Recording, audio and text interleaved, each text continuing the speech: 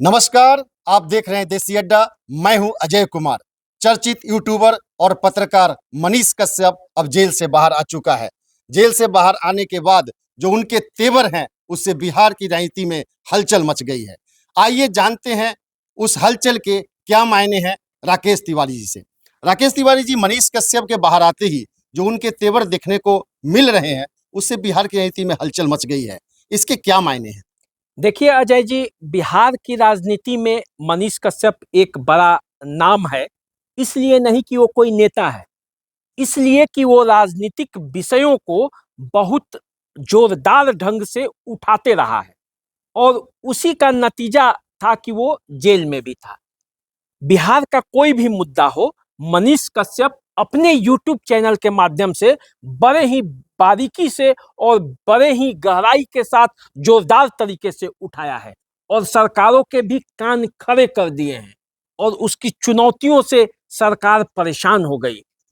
तो क्या 9 महीने जेल से बाहर आने के बाद फिर उसी तेवर के साथ वो बिहार सरकार का भंडा फोड़ते रहेंगे? एकदम उसके पास तेवर की कमी नहीं है। जैसे ही वो जेल से बाहर निकला, उसके बाद मनीष कश्यप का जो आप लोगों का जो समर्थन हुजूम जो था, वो आप देखते तो आपका आंखें फटी रह जाती। किसी भी राजनेता के लिए इसी तरह स्वतः भीड़ नहीं जाती है जितना मनीष कश्यप के लिए गया। और देखिए कैसे मनीष कश्यप अभी रुकने वाला नहीं है। हम लोग के यहाँ भोजपुरी में एगो कहावत है कि लड़छुत। मनीष कश्यप वो लड़छुत है जो बिहार को बदलने के लिए चिपक जाएगा, कहीं भी छोड़ेगा जान नहीं। तेजस्वी यादव बड़े गलत व्यक्ति से पंगा ले लिए हैं। मतलब हम बताएं ना कि लड़छुत है, अब वो तेजस्वी यादव से चिपक गए हैं। अब वो जब तक उनका भांडाफोड़ नहीं करेंगे तब तक उन जान में, अब मारिए उसको जेल में दे दिए। जेल से 6-9 महीना के बाद फिर निकल आया, फिर उसी तेवर के साथ खड़ा है। बल्कि मैं यूं कहूंगा कि पहले से ज्यादा बुलंदी के साथ।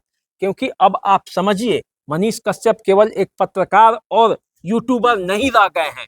मनीष कश्यप बिहार के लोगों का आवाज बनकर निकले हैं और जिसकी जेल यात्रा हो जाती है, समझिए कि राजनीति का भी एक कोर्स पूरा हो जाता है। मनीष कश्यप उस कोर्स को पूरा कर लिए हैं। और मैं बता दूं आपको, किसी चोरी और डकैती में नहीं गए थे, मजदूरों की आवाज उठाने के लिए गए थे।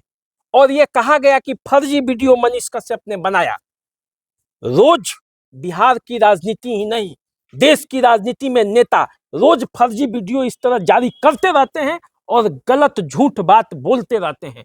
उनके खिलाफ कौन सा एनएसए लागू हुआ? कोई नहीं हुआ। फिर मनीष कश्यप को फंसाया क्यों गया? मनीष कश्यप को फंसाया इसलिए गया क्योंकि मनीष कश्यप ने सीधे सीधे तेजस्वी यादव को चुनौती दी और कहा कि 25 में आपको मुख्यमंत्री नहीं बनने देंगे। यही जो ईगो है, कैसे मनीष कश्यप जैसा एक साधारण सा व्यक्ति एक लालू यादव के उस सुपुत्र को चुनौती दे सकता है जिसकी मां और बाबूजी दोनों आदमी मुख्यमंत्री हैं? एक सामान्य व्यक्ति इतना बड़ा चुनौती कैसे दे सकता है? और यही था, और इसीलिए तमिलनाडु में उसे इतना यातना कहिए, कष्ट कहिए, झेलना पड़ा। लेकिन यह भी तय है कि मनीष कश्यप मजदूरों का आवाज उठाते रहे हैं, भ्रष्टाचार के खिलाफ बोलते रहे हैं। अब उसको लेकर, उसके बोलने के तरीके को लेकर चाहे जो भी कोई सवाल करे, लेकिन मनीष कश्यप दिलेर है और वो राजनीति का लड़छुत है। ये आप जान जाइए, लड़छुत बड़ा हम लोग के यहाँ बहुत सामान्य, मतलब इज्जत की भाषा उसमें नहीं कहा जाता, लेकिन मैं फिर भी कहना चाहूंगा क्योंकि मनीष कश्यप भले लड़छुत बन जाएगा, लेकिन वो बिहार को बदलने के लिए जो अभियान शुरू किया है उसमें वो लगा रहेगा, चाहे आप उसको जो कर दीजिए। नहीं तो ऐसी चर्चा है कि जो मनीष कश्यप है वो राजनीति में भी अपना कदम पसारना चाहते हैं। इसमें कोई दो राय नहीं है। भले वो अभी कर रहा है कि माइक नहीं छूटेगा, तो माइक तो सही में नहीं छूटेगा क्योंकि वही माइक उसको वो पहचान दिया जो देश के स्तर पर मनीष कश्यप को लोग जाने। तो उस माइक को, पहला प्यार को कैसे कोई छोड़ सकता है? नहीं छोड़ेंगे। लेकिन बिहार की राजनीति में वो आएंगे, मैं आज आपको लिखकर दे रहा हूं, क्योंकि यदि उन्हें नहीं आना होता तो वो जेल से छूटने के बाद कहां गए? राजनीति के इशारा को समझिए, वो गए दशरथ मांझी के गांव। दशरथ माझी के उस सड़क पर गए जिसे पत्थर पहाड़ को काट कर दशरथ माझी ने एक रास्ता तैयार किया था।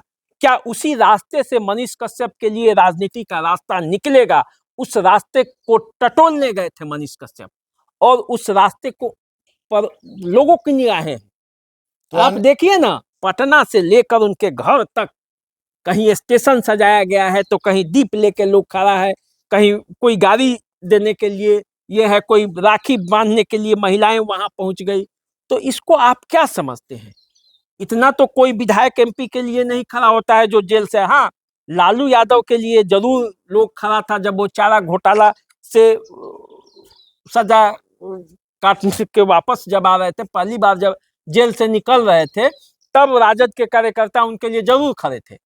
लेकिन दोनों में अंतर है। अब इसी बात को तो मनीष कश्यप कहता है जी कि मैं चारा चोर नहीं हूं, मैं बिहार की जनता का आवाज उठाता हूं, और इसी आवाज उठाने के लिए कानूनी रूप से उसे फंसाया गया, एनएसए लगाया गया। लेकिन अब वो विधि का विधान देखिए, अब वो जेल से बाहर है और तेजस्वी यादव को ईडी का समन आ गया है।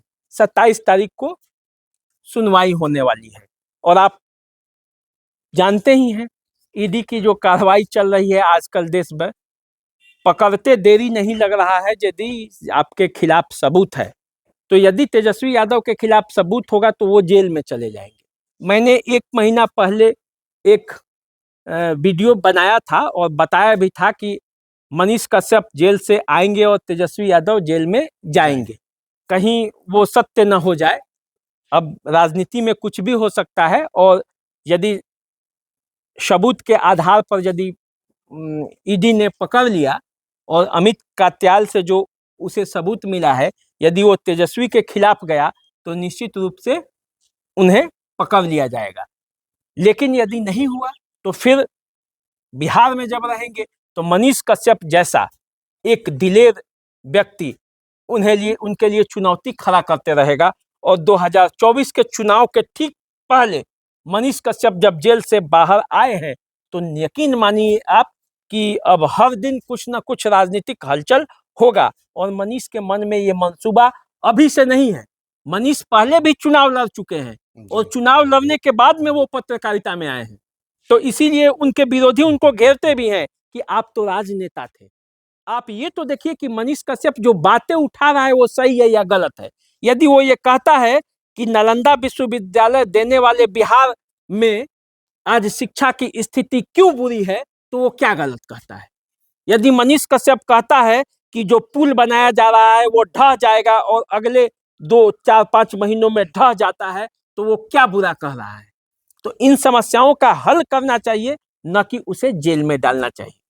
तो क्या आने वाले चुनाव में मनीष कश्यप जनता की आवाज बनकर क्या राजनीति में तेजस्वी यादव को चैलेंज करने के लिए खड़े रहेंगे?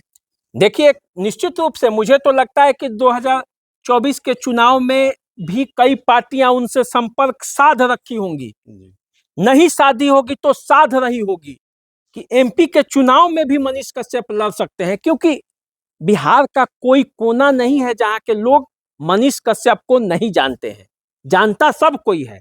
और ऐसा यदि पॉपुलर व्यक्ति कोई है और जो जनता के ही आवाज को उठाता है, तो चुनाव में यदि वो लड़ेगा तो निश्चित रूप से यदि कोई पार्टी उसके साथ पार्टी के किसी सिंबल पर आया, मैं तो कहता हूं कि निर्दलीय भी आएगा, तो अभी जो परिस्थिति है उसमें वो निकल सकते हैं और कई लोगों के छक्के छुड़ा देंगे। इसमें कोई दो राय नहीं है, क्योंकि मनीष कश्यप के पास वो तेवर भी है, वो कलेवर भी है, वो मुद्दा उठाने की क्षमता भी है, मुद्दा को पहचानने की भी क्षमता है, जनता के साथ वो खड़ा भी रहता है। तो इसीलिए ये जो 24 और 25 का चुनाव है, उसमें मनीष कश्यप भी बिहार की राजनीति में एक नए विकल्प है, एक नया नाम है, एक नया सनसनी है। तो अभी आप सुन रहे थे राकेश तिवारी जी से मनीष कश्यप का राजनीति भविष्य के बारे में। एक बार फिर हम आपके बीच उपस्थित होंगे नए मुद्दों के साथ। तब तक के लिए नमस्कार।